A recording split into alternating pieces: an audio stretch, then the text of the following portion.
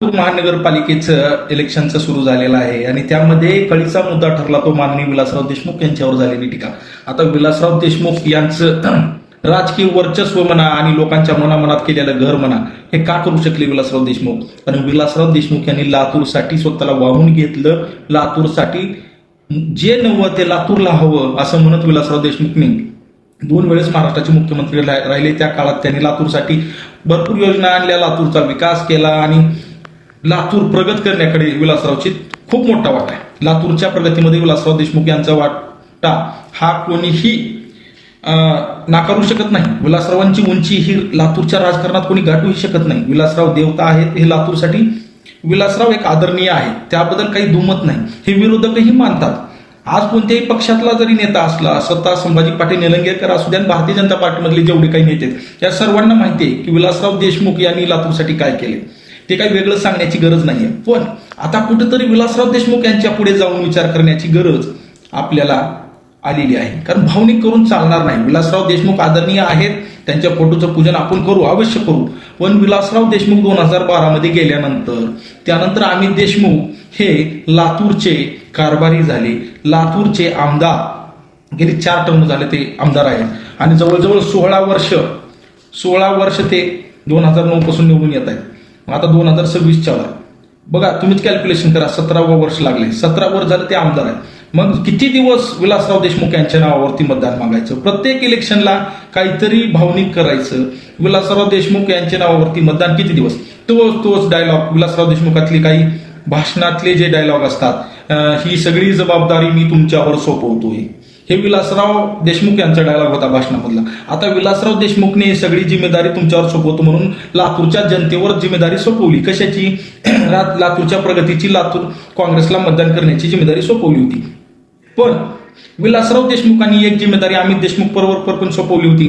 अमित देशमुखच्या खांद्यावर विलासराव देशमुखांनी राजकीय वारसा दिला होता. मग अमित देशमुख त्या राजकीय वारसा तर चालवत आहेत, पण विकासाचा वारसा चालवत आहेत का? विकासाचा वारसा जो विलासराव देशमुख यांचा होता तो अमित देशमुखला चालवता आला नाही. लातूरसाठी गेल्या 16 वर्षात अमित देशमुख यांनी कोणत्या योजना आणल्या, लातूरचा काय काय विकास केला हे सांगावं.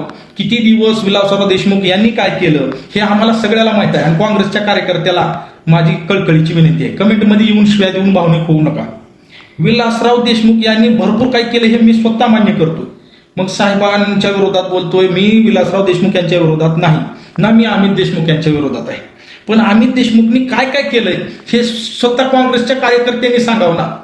किती दिवस तुम्ही विलासराव देशमुख यांचे डायलॉग वापरणार आहात? काँग्रेसला कोणी संपवू शकत नाही, भले भले आले ते संपले पण काँग्रेस संपणार नाही. काँग्रेसला आम्हाला संपवायचंही नाही. काँग्रेस विरोधी पक्ष म्हणून राहिला पाहिजे, भक्कम राहिला पाहिजे, लातूरमध्ये काय देशात पण राहिला पाहिजे.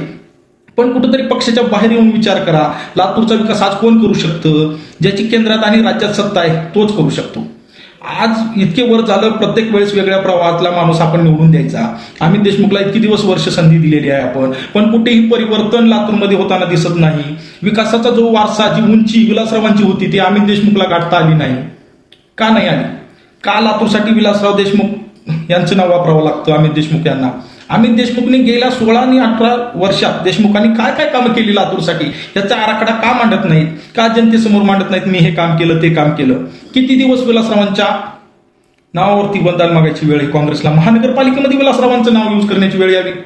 विधानसभेच्या वेळेस ठीक आहे, एखादी वेळेस बाबा विलासरावांचं नाव वापरलं, पण महानगरपालिकेच्या निवडणुकीत पण जर तुम्हाला विलासरावांनी केलेल्या काम आणि त्यांच्या भाषणाचे दाखले जर द्यावे लागत असतील तर आज काँग्रेस आणि विलासराव देशमुख यांच्या मुलगा अमित देशमुख यांच्यावर काय वेळ आलेली आहे हे यातून समजतं मित्रांनो.